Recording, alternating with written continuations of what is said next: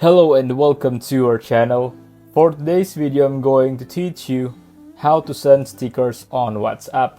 Before we get started, please don't forget to like and subscribe and click the notification bell for you to be updated to our latest tutorial videos. Without further ado, let's now begin. Open up WhatsApp and go into a conversation with the person you want to send stickers to.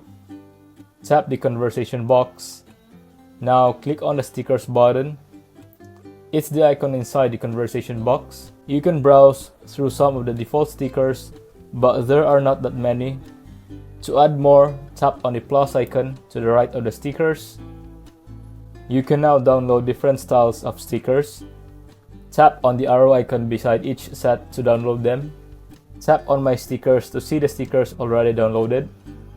You can reorder them here to choose which ones are displayed first when selecting them in the chat.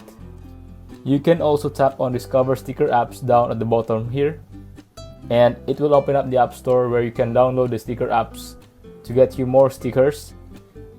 It is also possible to create stickers using your own images. And that draws an end to this tutorial. If you find this video helpful, leave a thumbs up, share to your friends, and hit the subscribe button.